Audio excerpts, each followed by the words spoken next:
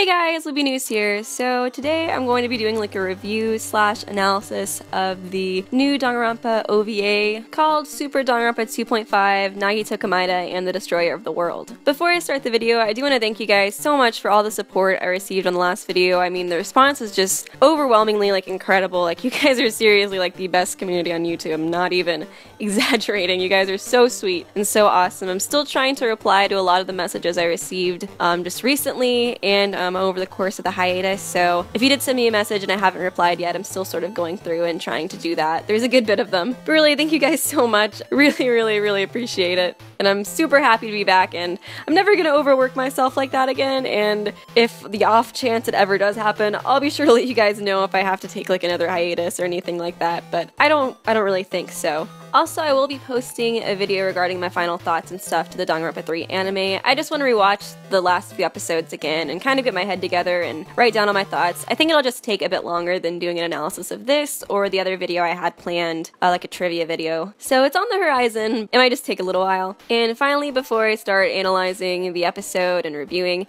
I did want to mention that I will be looking for a moderator for the comment section just to sort of weed out any V3 spoilers that there might be. I don't think there'll really be a big problem with it until I do a Let's Play of V3, but just in case, I would like to have somebody sort of looking through just to make sure that they can delete or block any comments that have big spoilers for it. So if you're interested in that, please just let me know. You can message me on Tumblr, Facebook, on YouTube. It really doesn't matter. I'll look through all those just to see if anybody's interested, and also let me know if you've had any experience doing that before, what website, things like that, and how you'd want me to compensate you. But anyways, without further ado, let's go ahead and begin the review slash analysis. So we learned in Super Danganronpa 2 that when they died in the game, they basically became an empty shell of themselves. Or as Junko put it, they might as well have been dead. Now we know that their data was successfully restored, but because of the traumatic circumstances revolving around their death in the game, there was psychological instability, causing them to be locked inside of their own psyche. Of course, this OVA revolves around Komaeda's psyche. So the first thing I really want to tackle is these lines that the alter ego Izuru says towards the end that I found kind of confusing the first time I watched this. The lines are that this world and the people inhabiting it were reflections of your own desires, one of many possible outcomes, which is the possibility of if Nagito led a normal, quiet, and uneventful life. So in the canon Danganronpa universe, we see that Nagito has bad luck and it automatically evens itself out with good luck, and he's obsessed with this whole cycle of bad and good luck happening. But in this world, it appears that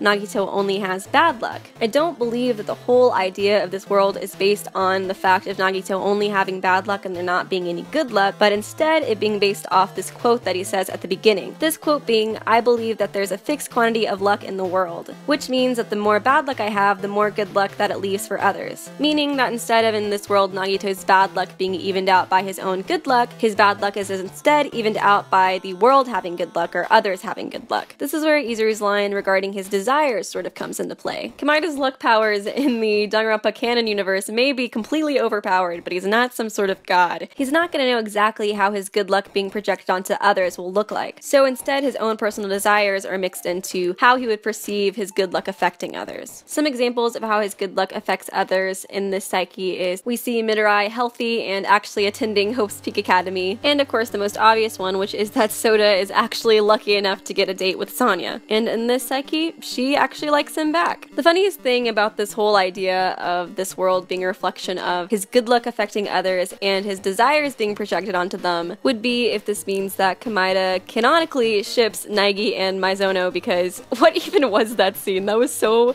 ridiculous. But to that I would say, suck it Nagito, Nigiri's canon. Probably.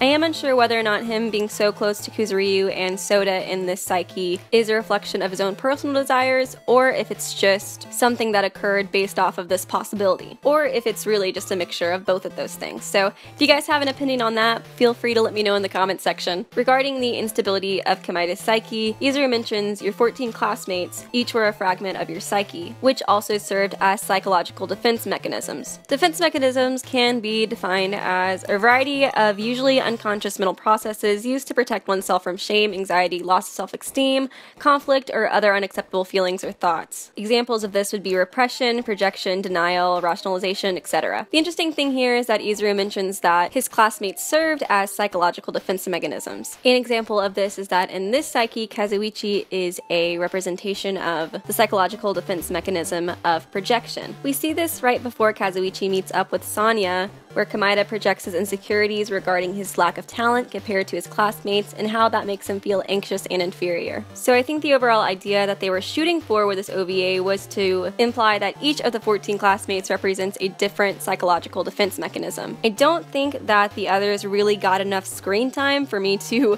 decide which defense mechanism they served as. So if any of you guys have any ideas as to what you think maybe Kuzuryu or Peko or Sanya served as in this, feel free to let me know in the comment section. I think this whole idea is really cool. We do see him use the defense mechanism of repression as well, as it seems he's completely forgotten about the idea of hope. Something that connects to this is that there is no Chiaki in this OVA. And as we all know, she was a huge representation of hope for the class in Despair side. So my theory regarding why she's not in this at all is that her not being present represents the psychological defense mechanism of repression. The reason I believe this is because if she was in this psyche, this could trigger him to remember the real world and his love for hope, because as we see towards the end of the OVA, how his belief in hope once again causes him to, well, kill himself in a psyche, but it also causes him to come out of it as well. So that's my personal opinion and theory as to why she's not there, but feel free to let me know if you have your own. The last thing I want to mention, and I guess this analysis portion of this video, is just how Komaeda does seem to see himself as a normal person,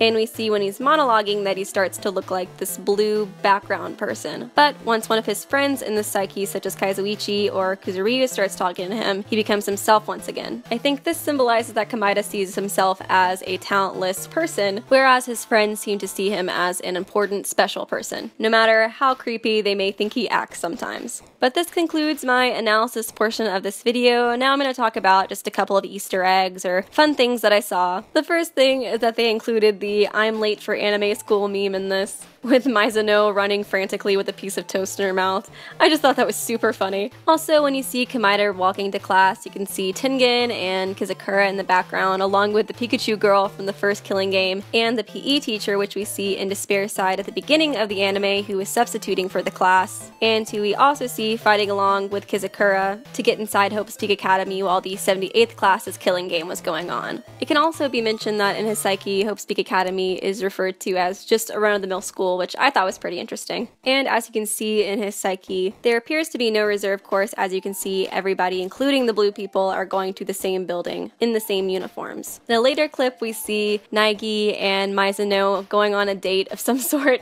and you can see Makuro just creeping in the background, and I just thought that was pretty funny too. We also see the character Buko from Hifumi Yamada's favorite anime series, Heretic Angel Mochi Mochi Princess, actually exists in this world for some reason. And finally, in this clip, you can see the characters from Danganronpa 0 being Matsuda, Ryoko Tanashi, and Ishida all hanging out as well. But those are a few of the Easter eggs that I personally noticed, so if you saw any of your own, feel free to let me know in the comment section. But anyways, this concludes this video. I hope you guys enjoyed, and I hope I'm not too rusty at this because it has been a little while. Let me know what y'all's opinion on this OVA was, if you agree with my theories, if you disagree, or if you have any theories of your own. And like I said, I'll try to get that video regarding my final thoughts for the Danganronpa 3 anime out as soon as I can, so keep an eye out for that as well. But anyways, I hope you guys enjoyed, and I will see you real soon.